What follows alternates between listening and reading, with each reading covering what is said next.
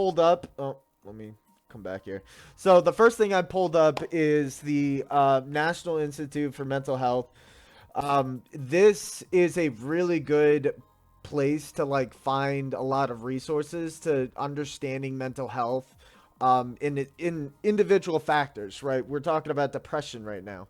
I also have another tab pulled up for major depression. They have everything in the DSM for uh, disorders, conditions, anything of the sort that you want to know. You can always come to the National Institute of Health, their website, and you can find statistics, and you can find, and I actually have some statistics here, but just to kind of show you um, how good of a resource it is, let's kind of dive into it. So when we think about depression, a lot of people jump to the conclusion of depression will lead to major depression or MDD, major depression disorder. That is more of the clinical side of depression. Major depression disorder, dysthymia, um, seasonal affective disorder, all those things, they kind of come together and they, you know, create this uh, big picture of what clinical depression is, right?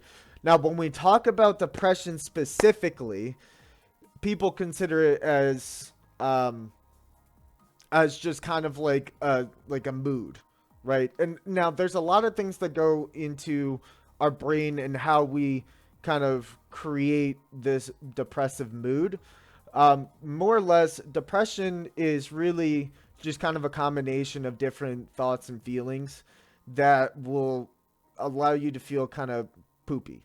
It'll make you feel blue, as what they call it, right? Depression is more of a general term for a collection of thoughts of feeling like for example, guilt, sadness, feeling overwhelmed. Sometimes overwhelmedness can also venture off into anxiety. And we're actually going to get into anxiety next week. That's going to be our next topic for next week.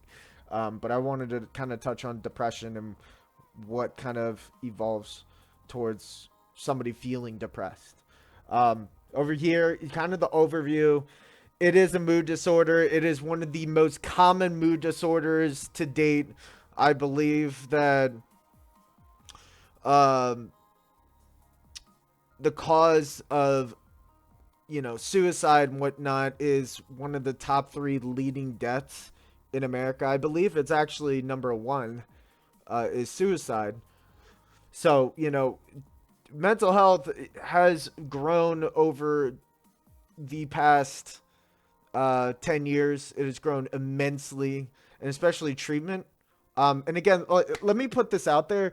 This is not a treatment channel. Like that is it's pretty much unethical for me to say this is your treatment. If you have any signs of depression or any signs of depression for like over the course of like a week to 2 weeks, you need to go see somebody. You need to schedule an appointment with a psychologist or a psychiatrist, a counselor, anybody, right? Because what we advocate for what we advocate for is that you guys, ladies and gentlemen, because depression affects women twice. It's twice as likely to affect women than it is to men. Um, it is something that needs to be handled and managed early, right? You need to be able to account for it, right? Have you ever experienced with this yourself, or maybe around friends or family?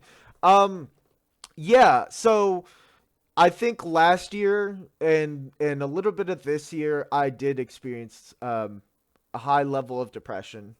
Not to the point of when we talk about clinical depression, it's not functioning, having limited amount of function, right? Not being able to get out of bed, complete daily tasks, um, be able to like sleep, be able to eat. I never experienced that, right? But I also experienced it early on in my life. And I'll get to that story in a second. But But in kind of answering your question, lately I haven't. I felt a little bit depressed because I was trying to get the stream going and everything, and I felt kind of alone doing it. And then when it came to getting into school, I didn't know what school I wanted to go to. I didn't know where I want to get licensure. Like, I didn't know about all these things that would pretty much sum up my career. And now that that has kind of diminished, I was able to, I'm a lot more energetic. I'm a lot more positive. Well, I've always been kind of positive, but I'm more ready for what's to come, right? Now, if we were to talk about depression at its finest in my life, and again, like I'm kind of opening up to you guys because I feel comfortable and I think you guys should hear it. When I was in like 10th grade, I definitely had depression. So it lasted way over 2 weeks. I remember my parents giving me help. And counseling did help, but it was really until I went to summer camp and found out that I really was able to express myself. Um, I had suicidal ideation because I didn't fit in with anybody. I was kind of a loner. I really wasn't. Um, I didn't really fit into one specific group where I didn't really have people that I could talk to. And I remember going to my counselor. Um, I remember going to my school counselor and just having like I had a plan and everything, and it was just kind of off the back of my head. And my mom was like, "Holy shit! Like, what do I do?" Right? And that's a lot for a lot of parents. You don't know what to do because this is the first time you don't think it's gonna happen to your kids. You don't. And kids are more susceptible to these type of issues than others, right? We call it emotional dysfunction, but it's really can be specified into depression. It can be specified into anxiety, stress. You can really simplify how kids feel if you just talk to them. Sometimes kids don't know how to describe how they're feeling. And why is that? Because they're not taught to express themselves, or they don't have a version that expressing themselves really kind of interests them. They don't have that outlet. Poi was your outlet, of course, makes sense. Yeah, and exactly. When I learned how to do poi, I was getting teased a lot at summer camp. I was kind of a weird kid, right? Like I didn't really know how to like I was weird. Like I would like be kind of nerdy. I was kind of like crazy. Like I had all this amounts of energy because of my ADHD. Like people couldn't get on my level, and my the kids in my tent, they didn't know how to talk, like kind of be friends with me, and I was pretty easy to kid to be friends with. It was just our personalities didn't align. And my camp counselor actually was the one who did fire poi for us, and I just thought that was the fucking coolest thing ever. Yeah, at first I was like, oh, I want to be cool like my camp counselor Jack. I want to be just like him. And then I realized when I started teaching myself how to do poi that it was a lot more than that. I was learning the earlier versions of mindfulness, right? When we think about mindfulness, we think about self imagery. What am I doing? How am I what are the thoughts in my head trying to express? How am I trying to convey who I am into what I'm doing, right? And when I did poi, I was making all these I was learning basic tricks, I was learning butterflies and I was learning reels and the buzzsaw, y'all, all the moves that I show on stream. And I realized that it's really just it's a pattern of feeling, right? You start very slow because the beat's slow in your heart, and then you start to speed up more and more because you show that intensity of what poi can really convey, right? You show that intensity of what's going on inside me and how I can express that, right? So that was my way of expressing myself, and practicing mindfulness was poi. And I really started to get into it when, I did my very first fire show. Guys, it's actually on YouTube, and I might actually link it. I was going to save it until we get a lot more people in here, but there's my very first poi show. Like my fire poi show is on YouTube. So I could show you that sometime. I was very young. I was like 11 years old, man. I don't look the same way. I had long hair. Fucking, I'm not gonna get into that, but yeah, that was my very first time really seeing how I could control chaos. And we think about fire and what firebenders, like their personality, they have this way of expressing chaos, right? They have this warming personality because you know them from a mile away. They have that fire inside them that you can just spot, right? And I just was able to fucking control these two chains with fire.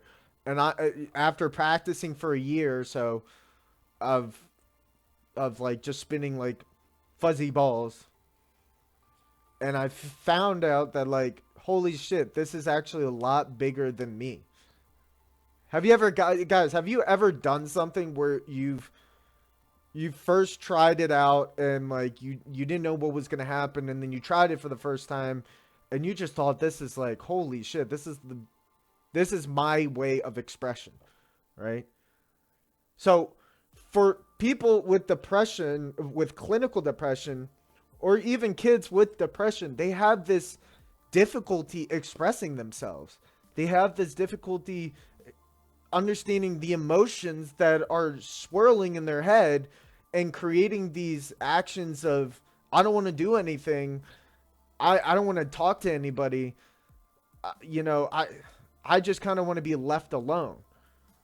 If anything, provoking the issue rather than, treating the issue, rather than working with internal struggles, right? People are afraid of introspection. And introspection is just looking inside yourself and looking inside what makes me tick and bringing that out. People are afraid of that. Why? Because they don't want to look at the bad stuff. They want to ride with the good stuff. So that's why always being positive, even when you're feeling low, it's not always a good thing, right? Fake it till you make it only goes so far. And I don't know if you guys know that expression. I use that expression a lot. Trying to get through school and everything, I try to fake it till I make it. But sometimes you can't. You can't fake your own emotions. You can't fake what's going on inside you that creates your actions. You can't always do that. And you have to treat it early. You have to learn how to express yourself early so you don't lead to issues of clinical depression, which is more of a longevity, consistent trend of having severe depressive symptoms. Now, today we're talking about depression versus clinical depression. The one key word I want to talk about in order to differentiate the two is function. And function is what we do in everyday life, right? Like going to work, doing school, hanging out with family, friends, taking care of yourself. That is function, right? What we do in day-to-day life. When we have severe depression, function is very, very limited. There's so much you can handle. There's so much energy you can spare, right? So when you look on the web and you look at depression, the first thing you'll see is obviously major depressive disorder. And obviously what's accompanied by is clinical depression. Now there's other forms of clinical depression that we'll get into, but MDD is probably one of the most diagnosed forms of a mood disorder in the book. If anything, MDD is the most diagnosed disorder in in I think the history of mental health.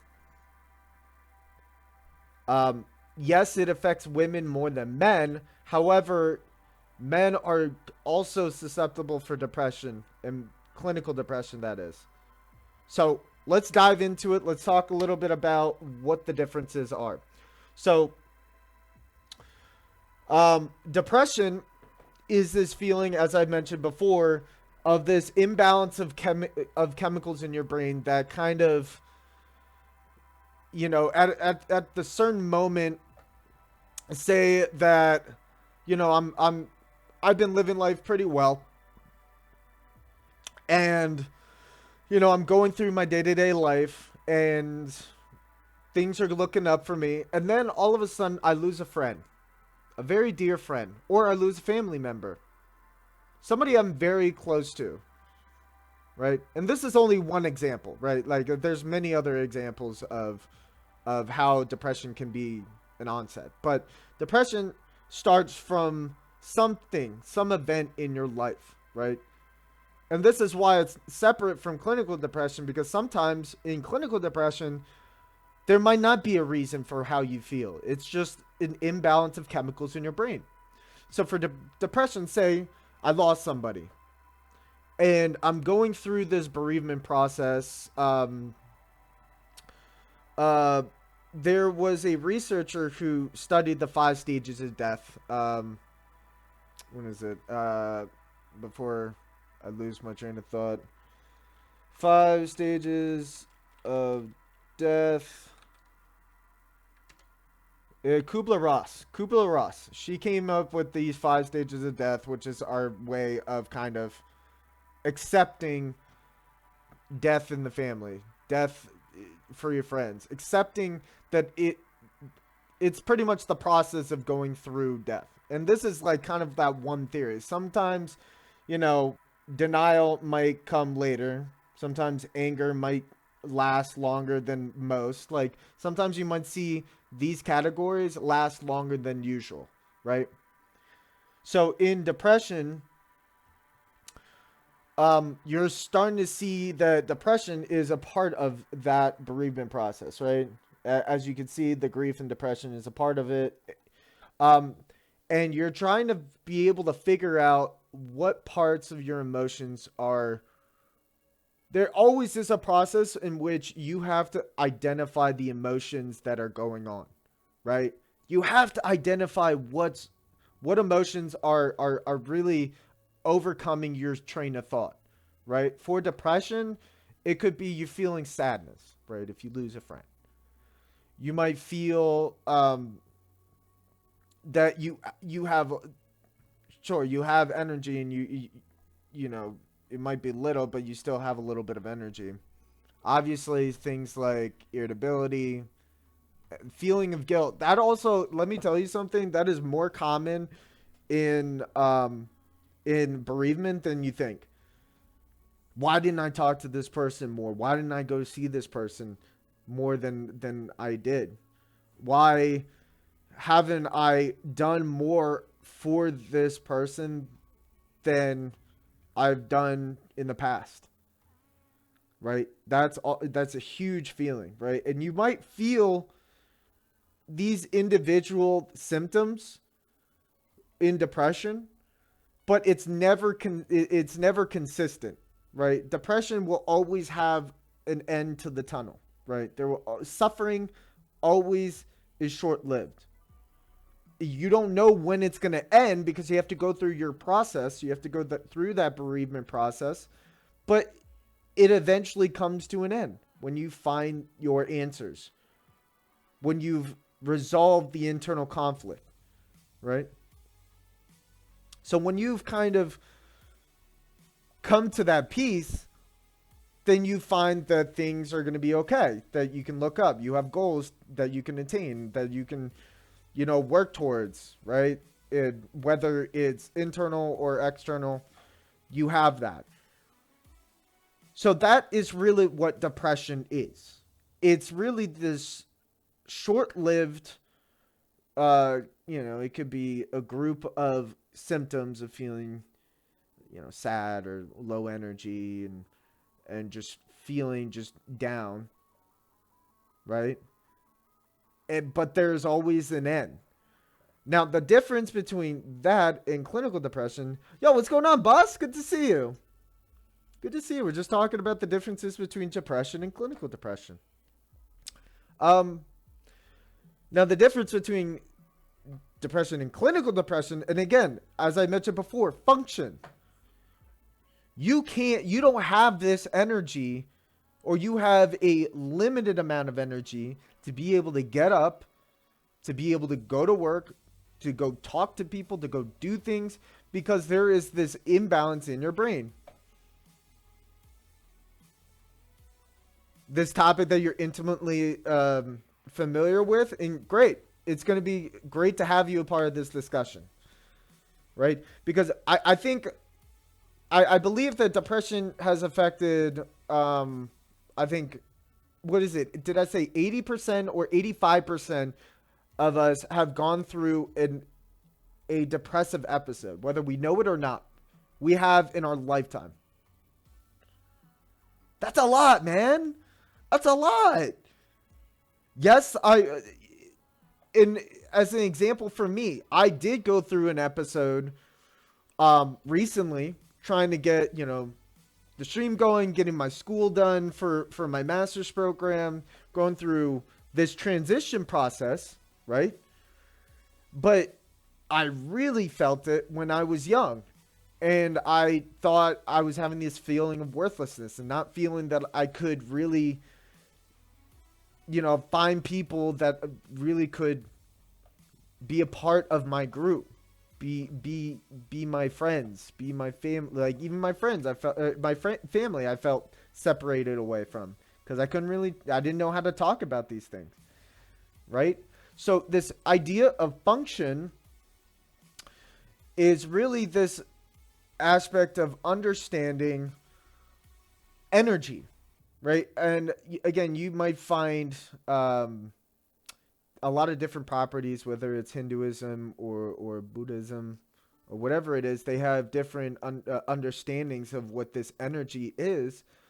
But when you have clinical depression, really the neurobiology of it is that, you really don't have enough resources in your brain to fight it.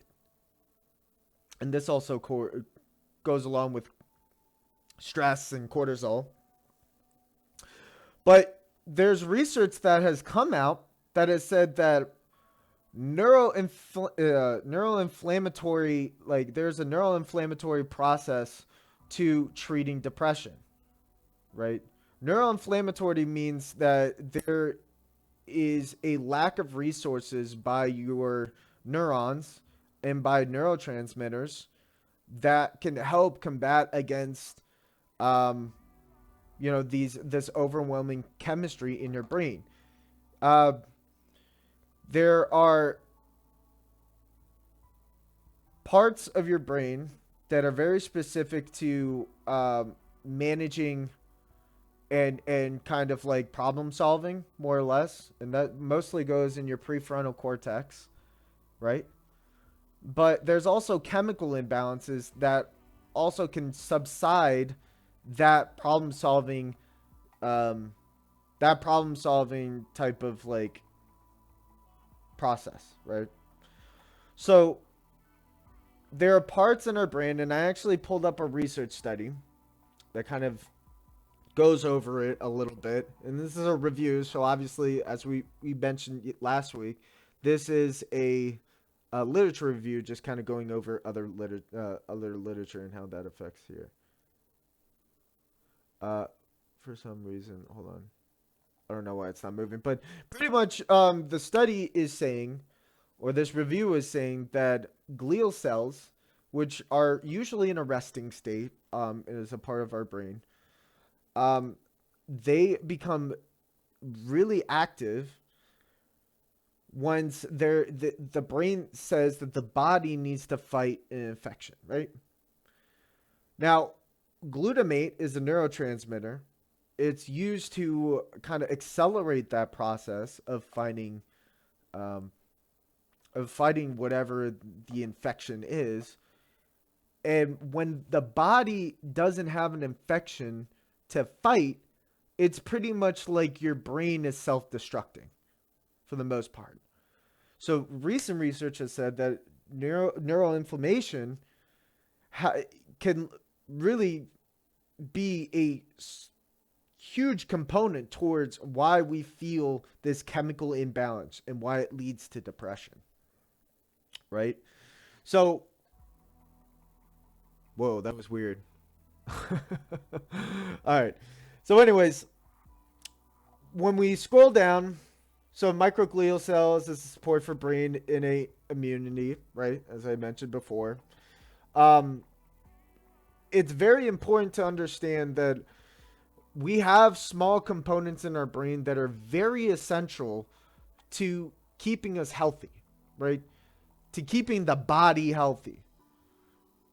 But even our brains are not ready. The only way you can really be prepared for mental health and anything regarding conflict within the mind is practicing going through the problem, right? Is being prepared.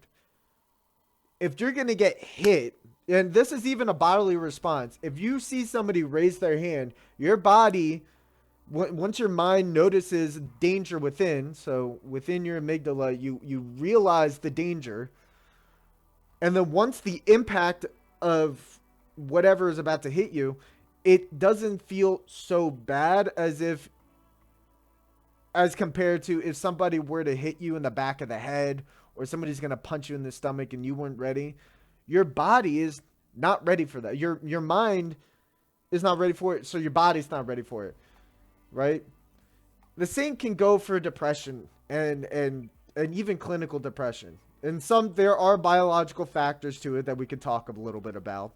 But for the most part, if your body if your mind is not ready for these embracive thoughts, for consistent embracive thoughts happening more than an hour, 2 hours a day, a week, if it's not ready for that, your your brain chemistry starts to change just a little bit because your mind is consistently fighting a battle that your body is not ready for because it's inside. It's again, it's a self-destructive property, right? So when we talk about clinical depression, we're really talking about over a course of time, the amount of the self-destructive properties that are going on within yourself are happening very consistently. Mm-hmm. When it talks about major depressive disorder, and now we're getting a little bit more into the clinical side of it, but when we get into major depressive disorder, this is happening over a course of 2 weeks. That every day, every minute that you are feeling this imbalance of chemicals in your brain because you are trying to manage whatever is going on in your life. And sometimes, as I mentioned before, there isn't always a reason for why you feel depressed.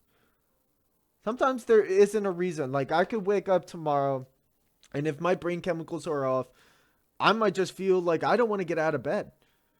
I might feel like I'm going to oversleep.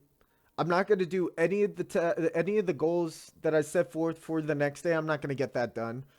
I'm not going to eat because I feel like my body is again trying to fight something going on, so it's expanding all this energy. I might just want to let it run its course, and I might not want to do anything, right? Um, I might also be comorbid to anxiety. I might feel like things are collapsing on me, and I don't know how to get out of it. I don't know how to get out of this collapsing tunnel.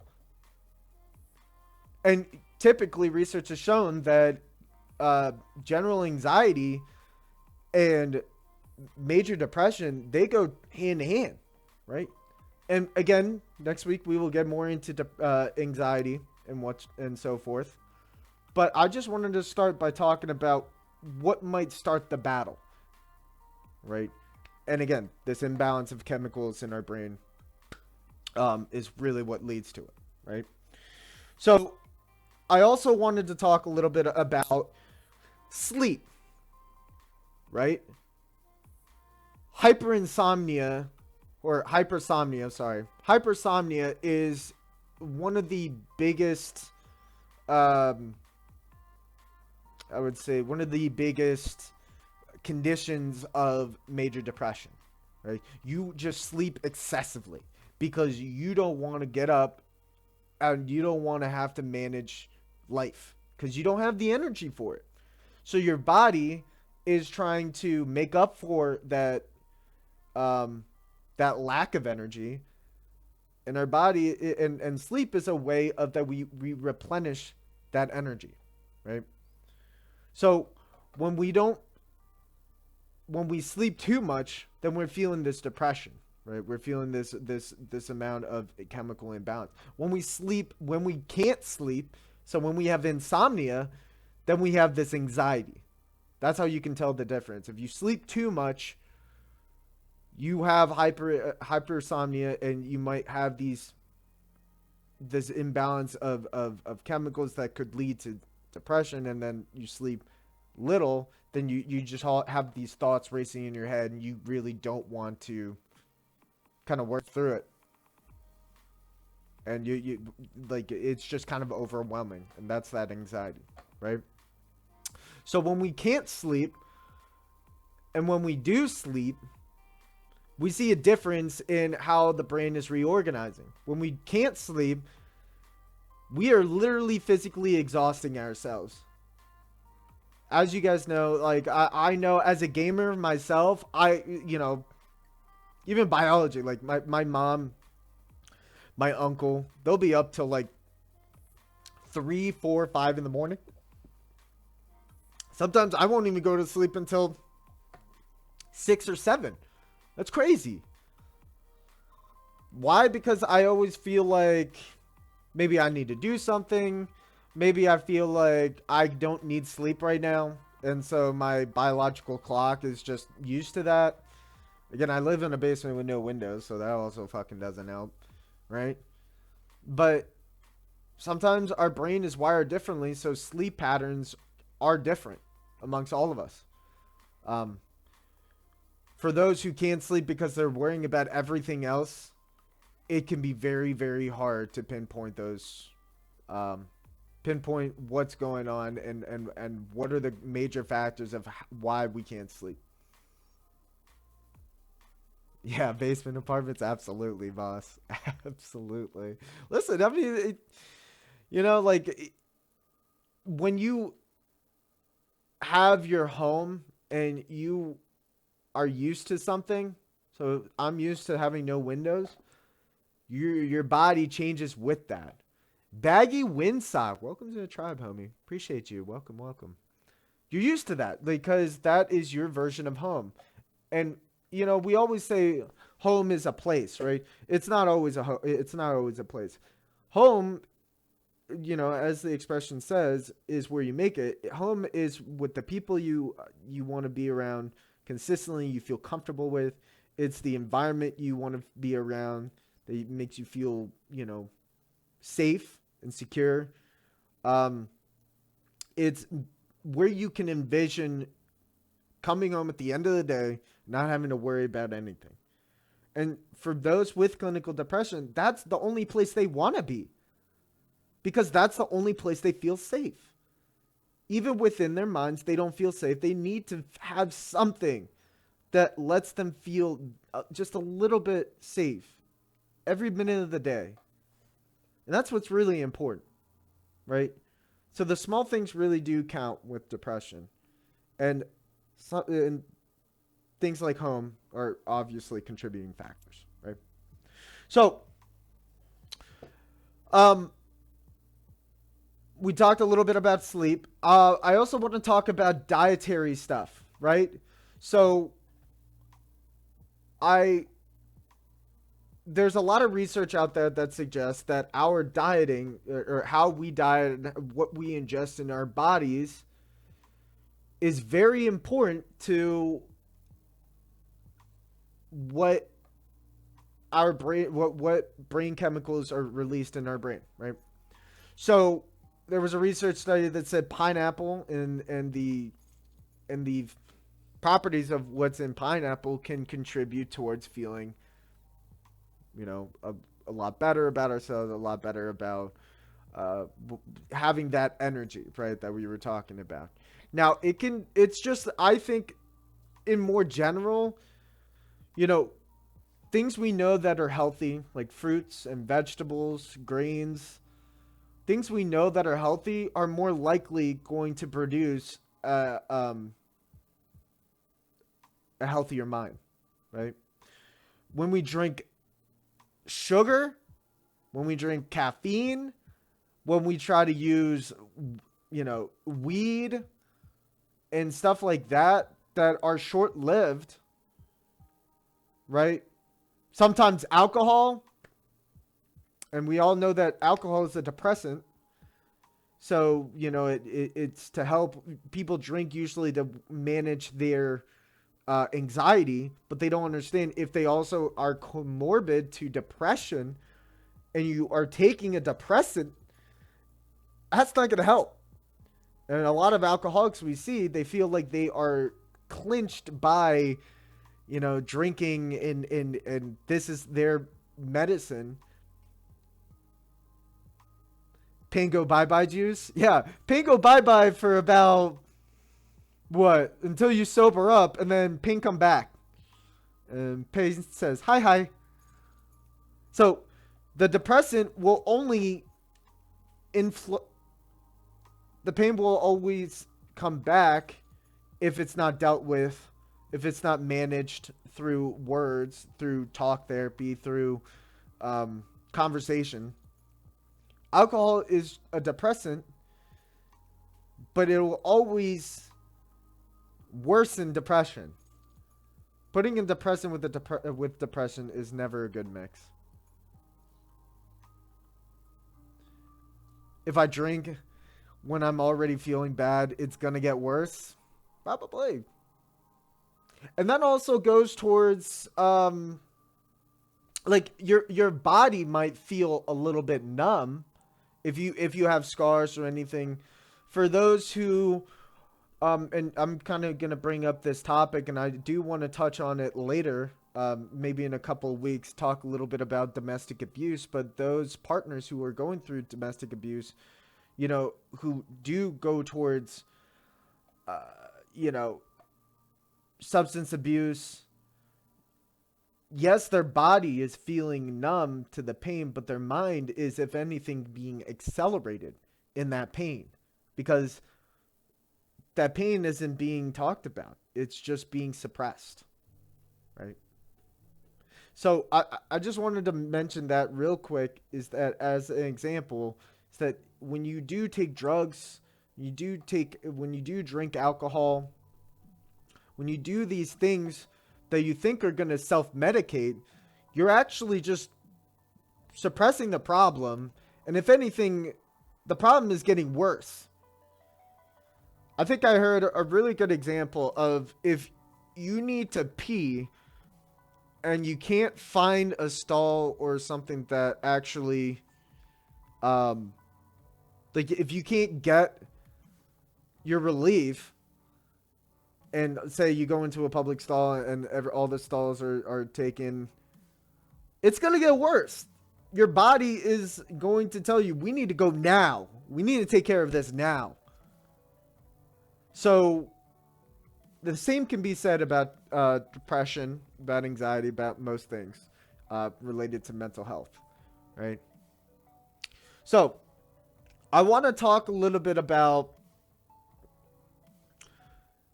things that do help, right? And that's why we're talking a little bit about eating fruits and vegetables. Obviously drinking water. Nothing is better than a glass of cold water, ladies and gentlemen. Nothing is better than a glass of cold water, right? Because your body needs fluids, right? Because they're comprised of about 70% water. But we also need to understand that drinking caffeine, like drinking coffee, um, you know, drinking soda, drinking energy drinks, yes, it's going to produce an immense amount of energy in a short period of time, but you're also going to have a crashing period after the caffeine wears off, right? So if we drink water, something pure, we allow our body to recuperate and to recover. So dietary stuff matters, sleep matters, and there's one part of this equation that I think is important. I mean, if we're talking about Maslow's hierarchy of needs, this is not a first thing to happen. Like, insomnia is nearly killing this guy. Listen, I get my sleep. It's just my hours of waking up are a little bit later than others. Uh, what was I going to say? This is not on the basic needs of Maslow's first level, but the next level is love. And what is love? Love is, to researchers, love is this, well, they can actually identify it as oxytocin within the brain. It's this release of oxytocin, which they call it the love drug, or the love neurotransmitter that is passed around. Right? Baby, don't hurt me. Razik! Welcome. Appreciate that, man.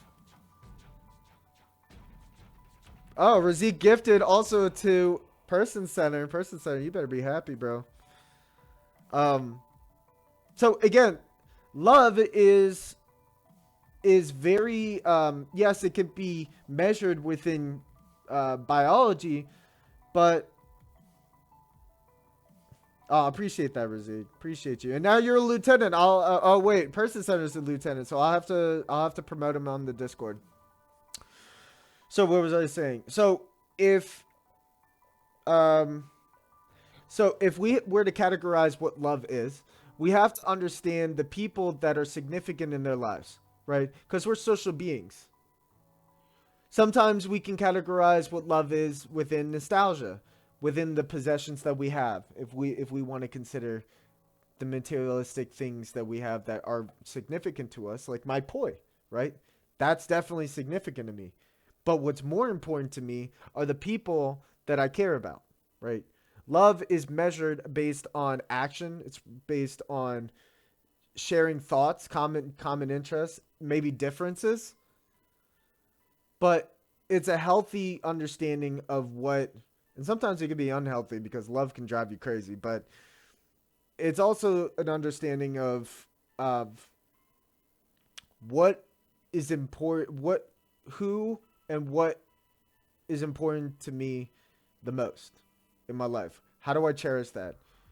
When you're young, you have all these people that you want to love, like you want to cherish, you want to party with these people, you want to really enjoy your time with those people. You want to be able to hold on to those old childhood heirlooms, right?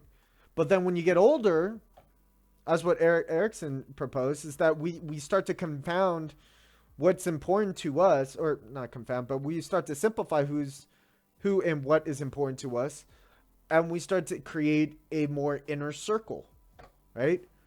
So love starts to become more cherishable as you get older than any time in your lifetime. So in regards to depression, if you don't have anybody that really drives you to the point where you can unveil anything about you, I mean, it doesn't have to be everything, but you can't reveal certain parts of your mind that you really want to share and you need to share, you become isolated, which is also another symptom of of clinical depression and just depression in general, you start to seclude yourself away from, um, the issue at hand. Isolation is really just feeling alone, feeling like you're all by yourself, that you can't, that you'd rather manage your mind by just doing it yourself and that nobody would understand. Have you guys ever had that feeling that it might have happened when you were young or even now, that like sometimes you say it in your mind, this person doesn't understand what I'm going through. This person cannot understand the struggles, the pain, the suffering I'm dealing with. They can't. How could they? Fuck that. I'm unique in this way, and for them to hear me and to actually say, hey, you're absolutely, like, no way, dude. Like, if I told you that I'm feeling like I can't be around people because it just pains me. If I'm, I sleep longer than most. If I eat certain things that are different from others, they can't understand why. Well, I can tell you, it's more common than you think, right? When you when you have this feeling of isolation, things like depression and anxiety, they rise. That's the enemy. The enemy rises because you feel alone. And when you feel alone, the problem becomes your brain. The problem is who you are. Your disorder defines you. But what happens when we actually open up? When we go see a counselor, aside from talking to your friends, what happens when you ask for help?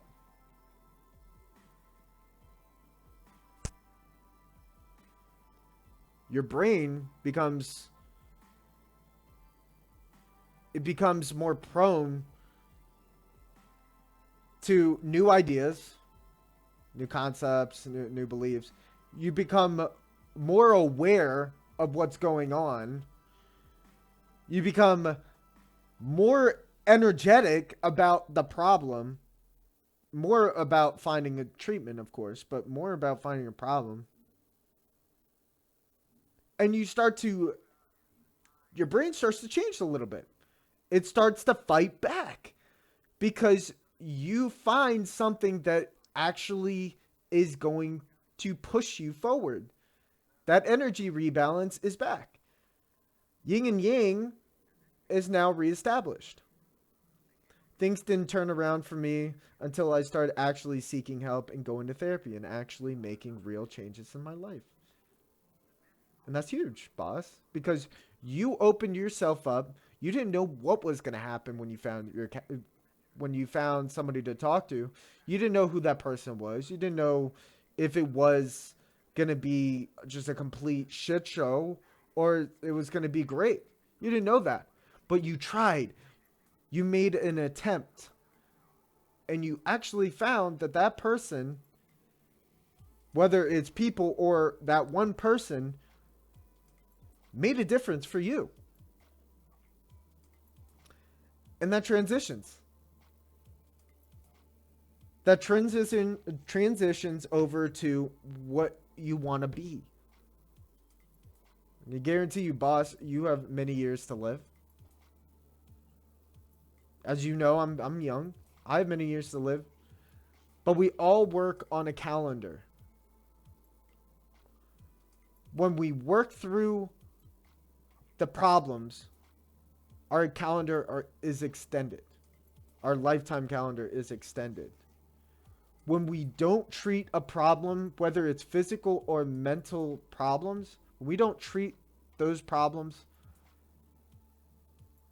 it's like life is fighting against us. It's like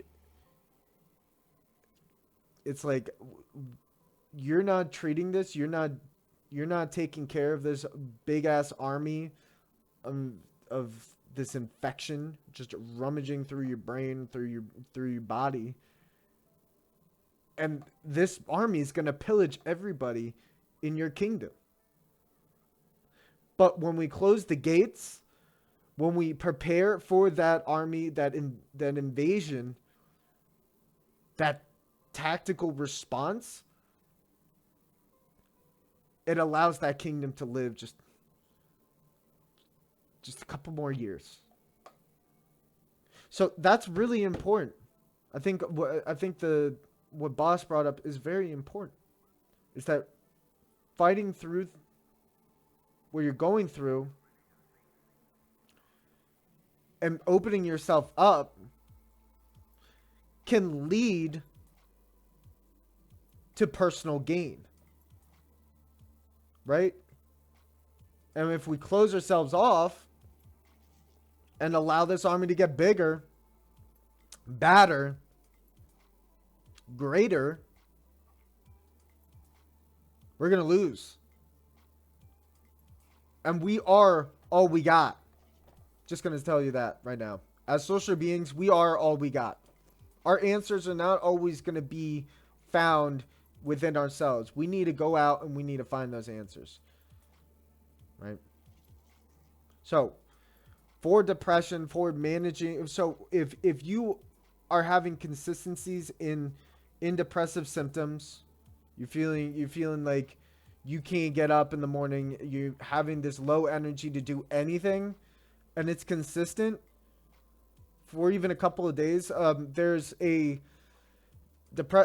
clinical disorder called dysthymia, which is also called persistent depressive disorder, which over a course of time, like a year or 2 years, you have more bad days than good days.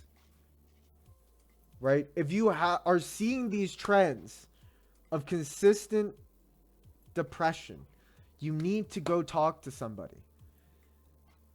Because if you don't, you will lose.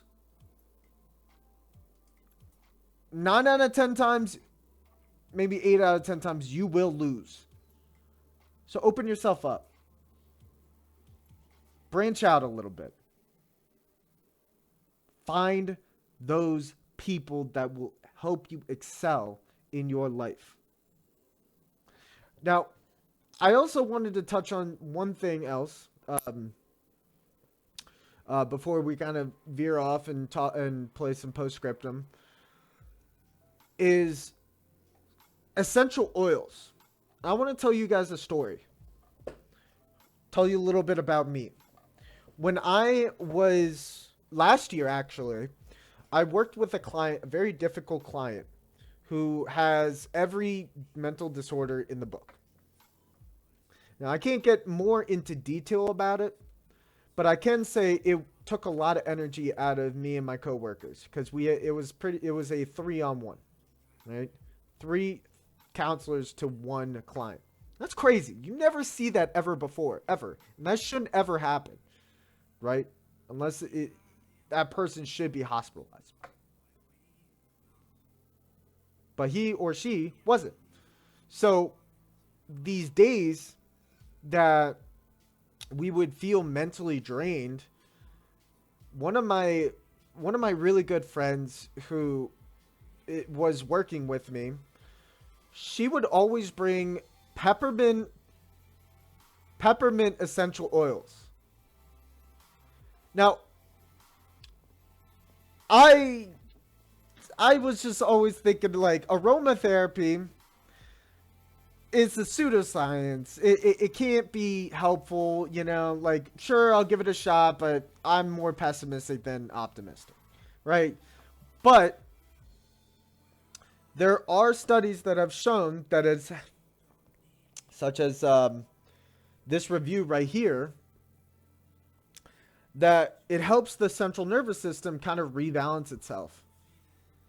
Now, essential oils are mostly, aromatherapy is mostly like more of a cultural home remedy for mental health issues, right? And it's always not good at all to just do aromatherapy, chromotherapy, which is light therapy, which is also into pseudoscience. It's not good to do just that and not talk to somebody. You have to talk to somebody. You have to go see a therapist, right?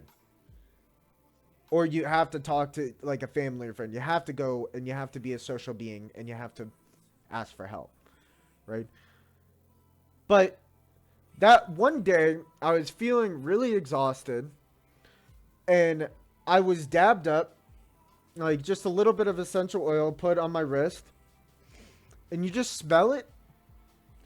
It's like your whole brain is just washed away. It's like washing your hands. It doesn't mean that your hands are not going to get dirty in the future, but it just kind of pulls back all of this, all the stress, anxiety, depression. It pushes back all those conditions of just mental health issues and kind of washes it away just for a brief period of time. And kind of what this study is talking about, it helps replenish serotonin. Serotonin, a low amount of serotonin is what also leads to depression. It is probably the most widely understood. Like dopamine, a low level of dopamine and serotonin is two transmitters that are pretty much cause and effect towards depression and the rise of depression, right? So, when you have these oils, you're actually opening up your receptors in your nose, in your nasal cavity. You have inner hairs that are a part of that are receptors that will transfer over to your brain, and a certain aroma will actually reset your mind just for a brief period of time. It'll reset your cognition just for a second. So if you ever, like if you're with the counselor or whatever, and you are interested in aromatherapy, ask your counselor about it. Now, I will say counselors are a little skeptical about pseudosciences, which is okay. It's understandable. But they also understand that treatment is dependent on the client and the client's needs. So if you have a strong scent, like if you have a strong nose, that's what they call it. You know, if you have that, you really, I would say, kind of like get a lot out of using your nose, and you have a great nose, or you just all in general, if you really process things more with your nose, this might be the way to go. Some people say they process things more with their sense of taste, right? Eating good foods, something authentic, organic, something rich in what you need, what your body needs, something that's like a simple pleasure, eat that. If it's more about your inner hairs in your ear, and being able to listen to something that is more, I would say, more therapeutic, get a playlist. When you're driving home from work or from school, listen to that playlist if you're feeling stressed, because that will help provide the aroma, whether nose, mouth, ears. If we're talking about our eyes, obviously go to a place that you know makes you feel safe, that makes you feel like you are in a good place, something with more of an aesthetic appeal. Go to that place and just sit at a bench, sit on a rock, whatever it is. Just be there, be a part of it. Razik's talking about kinesthesiology. So, like, if you're doing exercise, for me and Razik, it's probably wrestling. um, Wrestling, something healthy. Um, Doing, going for a run if you're more of a runner. If you are more about, um, cardio, then yeah, doing like workouts, going to the gym, doing lifting, any way to release, what's it called again? Endorphins will also be very healthy for your mind. Dopamine and endorphins go hand to hand. When you do something, you see something, you smell something, you taste something that appeals to you, you're activating your limbic system, your reward pathway, your nucleus accumbens, which is the center of your reward pathway, is being activated. It's being on a, like, not in an unhealthy fashion, which is what, smoking a lot of weed or, taking drugs will do. But a healthy activation in your brain of your reward pathway will lead to a healthier well-being. I promise.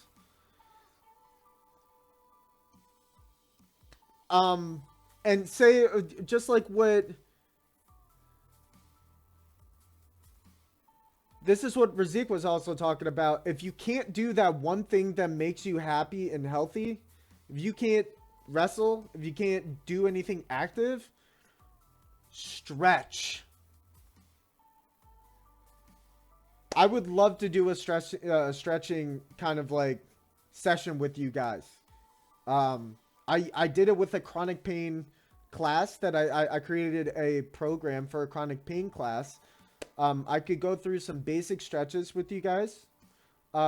This would be for if you are feeling just like your body has endured some type of pain, some type of just impact that you are still recovering from. Stretching is always the best way to help your muscles stay limb. Your mind stays limb as you're doing it, because you could practice self-imagery or mindfulness, right? And you just feel more at peace with yourself because you're doing something. Yoga, Pilates, also good ways of practicing, of recentering yourself. If we're talking about chakras, like you're recentering all your chakras, if you're practicing that mind and body, as what Razik was talking about. The last thing I do want to talk to you, ladies and gentlemen, about is finding the right counselor. And again, I can go more into details about it. I went from near NCAA wrestling ready condition, gaining 70 pounds in a year. But I got back into the weight room once I got back into walking normal. I want to tell you guys a story, just a little bit about me and my wrestling career. Um, when I was a senior in college, I couldn't drop weight. I couldn't go down to 165 or to 157 like I used to back in my previous years. And so what happened was, throughout the course of from my senior year of high school to the end of my college into now, I had shoulder problems because I ripped my shoulder because I tried to do something that I shouldn't have done.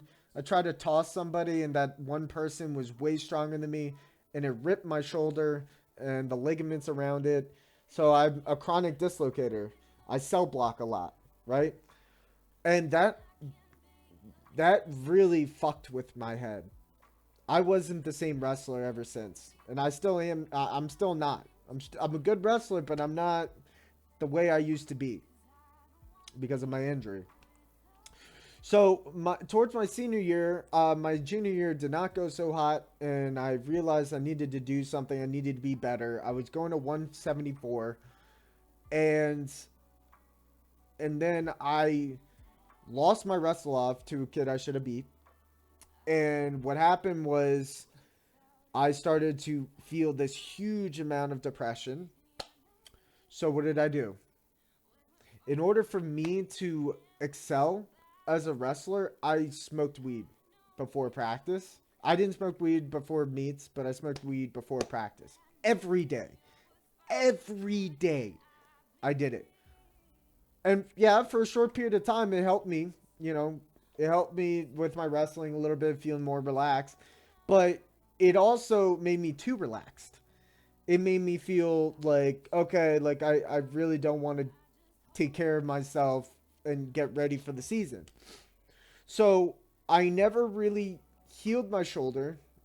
And even when I thought I did, I wouldn't do everything I could every practice to take care of it. I didn't change my wrestling style properly, and I was trying to do more lazy man wrestling than, you know, trying to take shots and everything.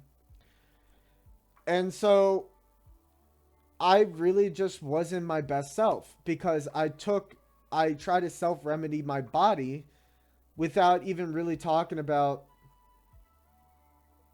yeah, I really couldn't, I didn't really talk about what was going on inside because my coaches wanted to see more progress.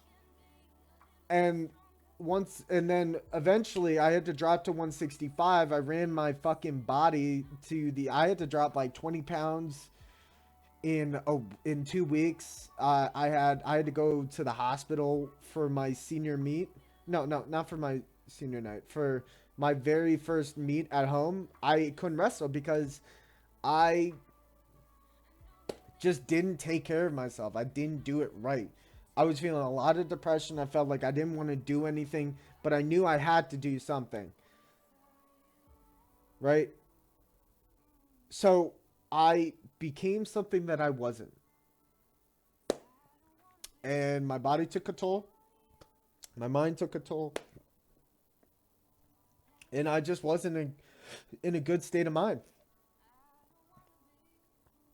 So the lesson to kind of learn from this story is that you need to take care of yourself the right way.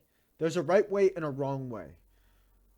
And when you don't take care of yourself the right way, you find that there's just it's maybe you're helping the problem that you're intentionally going for, but other problems arise. Or maybe you're not even helping the problem. You're just trying to you're experimenting. You're trying to find ways in which this is going to help. But self-medication doesn't always help. More or less than it does help, right?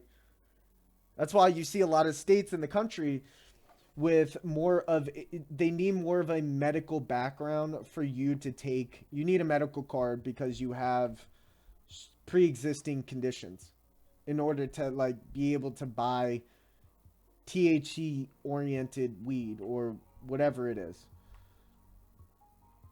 right? CBD can help, and again, this goes along with the oils. CBD can help. There are properties that help your physical body, but it doesn't always do the trick. And ladies and gentlemen, the whole point of what I'm getting at is that you have to go towards the problem to understand what the solution is. If you don't understand the problem 100%, then you won't understand how to treat it. Einstein once said, 99% of solving a problem is understanding what the problem is. And the other 1% is treating that problem. But you won't understand until you open your mind up and you try. Just like what Boss did with seeking out counseling. Or even finding people she felt comfortable with. You won't know until you try. So I also wanted to bring up this concept of when you do go find a counselor, what should you look for, right? Now, I want to talk a little bit about theoretical orientation of counseling. And what that is the theory in which us counselors, what we utilize for clients, and how this theory is going to better help clients, right? Good counselors can utilize an integration of different therapies, right? So a lot of good counselors nowadays are more pluralistic, so they utilize more. So they might use CBT, which is cognitive behavioral therapy, and they also use dialectical behavioral therapy, which is more mindfulness based, right? Um, a really good counselor could utilize behavioral therapy, psychoanalysis, which is more of understanding how the first 6 years of your life represents what you are now, right? Also, how somebody who's a realistic counselor, or more towards realism, um, we call it reality therapy, can utilize, can be used in a healthy way, and also um, can also use like existential therapy, right? When you find a counselor and you're looking around for the right person, right? For gamers, we don't understand how to open up and talk to people, let alone a counselor. So what you want to first do is find out their theoretical orientation. Most people are cognitive behavioral therapists, so they try to understand how your thoughts um, enforce your behaviors, right? Uh, there's more of a, there, I would say there's more data on CBT than there is on any other theory out there. Psychoanalysis is a little bit more, it's older than any other theory to date, but it's very, I think there's also another existential approach towards psychoanalysis. Psychoanalysis, you're accommodating dreams, like dream integration, uh, you know, uh, free association, whatever comes to your mind, right? And then diving into your past. But existentialism is talking about how the outside world really affects our thoughts, right? Concepts, philosophy, more or less, right? If that's what you like, then go for it. Find somebody who's more existential.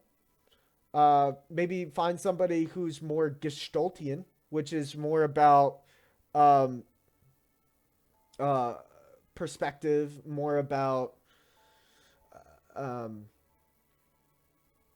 uh, what is it called? Yeah, more perspective, more or less. How we view certain things, how how might that other person view other things and whatnot. Existential, more philosophy based. Um, Reality, more about um, pragmatism, seeing things for what it is. Problem solution based therapy is the same thing.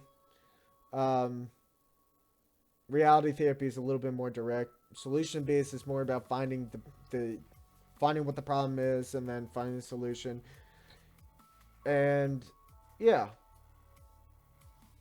for me, what I am, if you were to walk into my office, what I could provide is more of a person centered approach, person centered counseling, which really is providing more of, yeah, sure, looking more towards optimism and more of a positivist approach, but really understanding how uniqueness of traits of the personality of who you are relates to the problems that you have.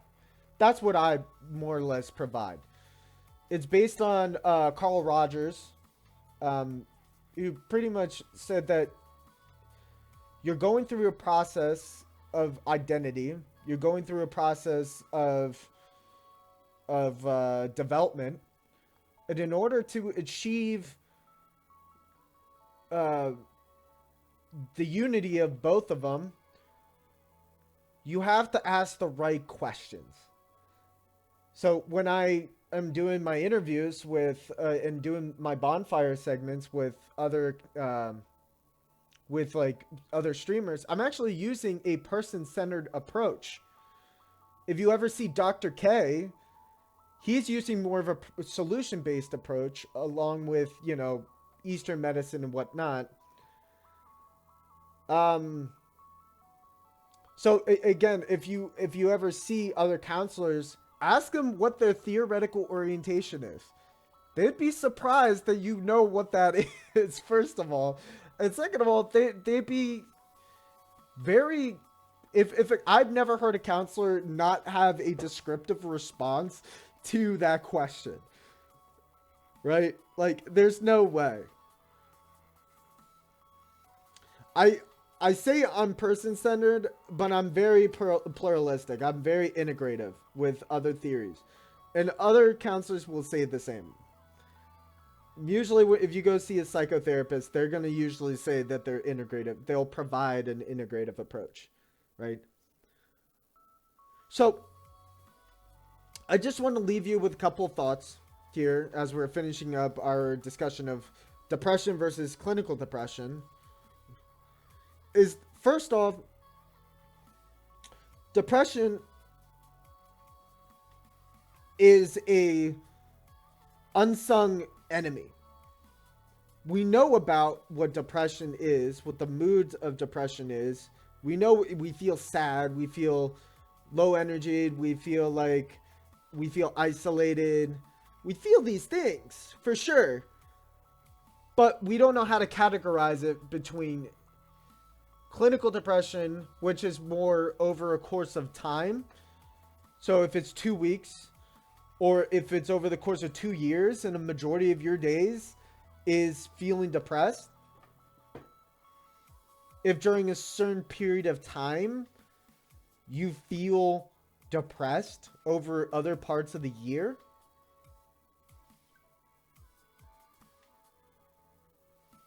Right? If you feel these symptoms early and you know it's consistent, go to a therapist, ask for help, and that person, whoever it is, whatever theoretical orientation is, they will try to understand what the problem is, and you'll talk through them.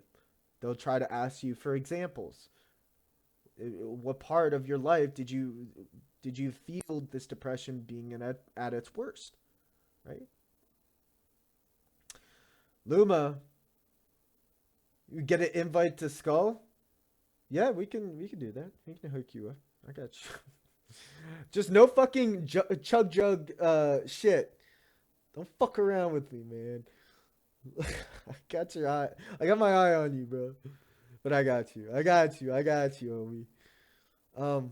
Another thought about depression and clinical depression is understanding if there's a reason or if there's no reason.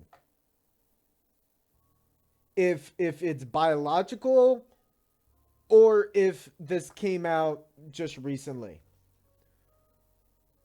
Understanding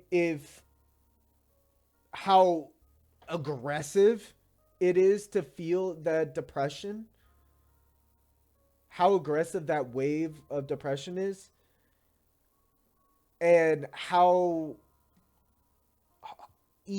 hard it is to find the end of the tunnel. These are all questions that are very important, right?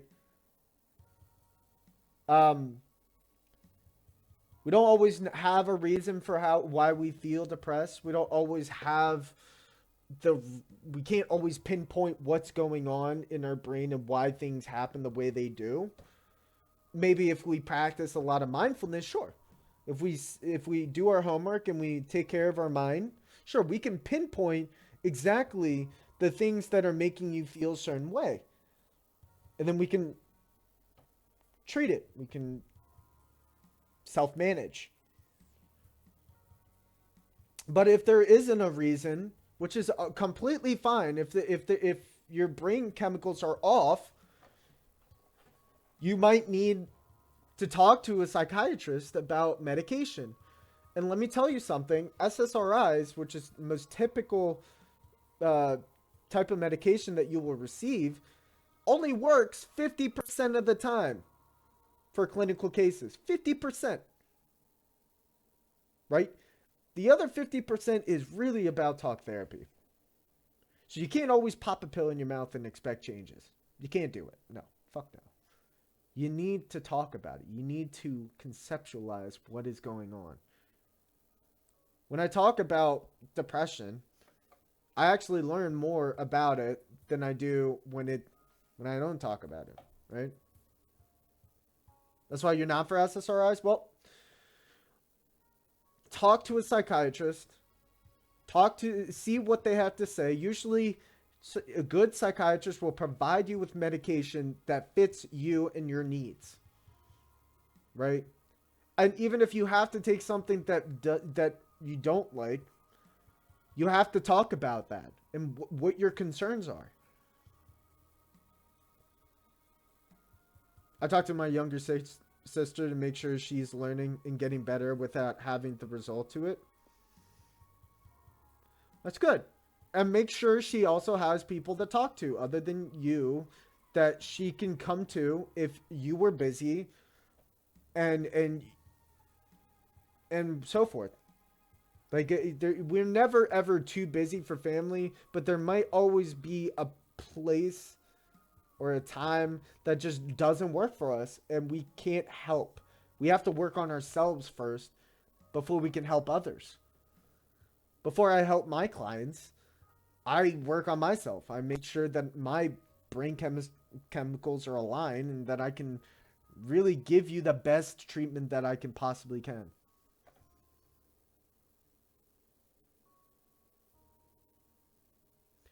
As Boss says, it's not a magic pill that solves all your problems. It will help some over others, right? It really depends on your brain chemicals. It really depends on what works for you. Talking to a psychologist and a psychiatrist will help you come up with these solutions. Not fucking overall solutions of the world, but for you. And it's better to get that help soon than later. Sometimes I even recommend people to a counselor or to a therapist, and there's like really nothing wrong. They just don't talk to people. And say, well, look, if you don't have people to talk to or just hang out with or do whatever, talk to a counselor if you have a problem. Really? Because they help you, they guide you through those thoughts. Why is this problem so significant than others? You don't always have to have a diagnosis to talk to a counselor. It's really just a conversation. It really is. And I'll emphasize that every week that we talk about a subject like this. Right, Luma? We talked about that a little bit. How our senses affect our mental health state. If we're in a city and we're feeling like everybody's walking past us and there's just chaos everywhere, beeping the horns, fucking noises everywhere, and we feel this chaos just all around us, our mind is going to go with that speed. But say we're walking into a park, we hear, we hear the wind, we hear kids playing in the background, we, hear the bushes, we hear the trees, we hear the grass, we're walking, say we're in our bare feet and we feel, nature, we feel grass, we feel leaves crashing, we feel like certain very simplified things that is so authentic. It makes such a difference. Find your safe place, ladies and gentlemen. Find people you feel safe with. Practice what's going on inside so you can better help yourself. And if you are somebody who puts others first and yourself second, identify why that's important, first of all. And second, identify what thoughts what feelings keep you aligned that could help others. If you don't want to do something for yourself, do it for the people you care about. Because those people are the reason that you align yourself, that you align your chakras. So, parting thoughts, right? Depression is short-lived.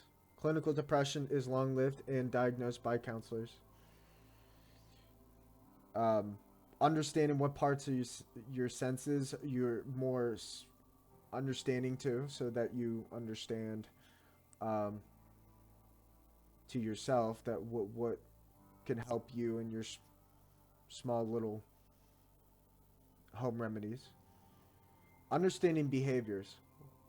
What kind of things are going on that are causing your mind to create behaviors, right? Like what thoughts in your mind are creating you to feel like you can't go anywhere, that you are trapped, right? And when you do spot it, when you do spot somebody with red flags, how will you respond? And again, we have resources here. We do. I'm going to also create commands for if you need emergency mental health links. I got you. We talked a little bit about Talkspace, BetterHelp, and National Prevention Hotline, crisis text line. We talked about those things. We could talk about it later on if you guys really want me to talk about it again. But how are you going to be able to help that person that needs help throughout this mental health struggle, throughout this process? How are you going to do it? And how are you being taken care of while you're doing this? That's important. All right? So today, I think we had a really good chat. Really talked about what's important. I just want to make sure I covered everything. Depression, medication, blah, blah, blah. And again, you're not alone. Like, more and more people every day are being diagnosed with MDD and GAD, generalized anxiety disorder. Very common diagnoses. Adjustment disorders are also comorbid with MDD. Adjustment disorders means you're having trouble transitioning to what's going on, right? So, in light of that, keep it in mind. And if you ever have any questions that you want me to cover in future Tuesday Newsdays, I would be more than happy. Or even now, I would be more than happy to talk about it at any time, right?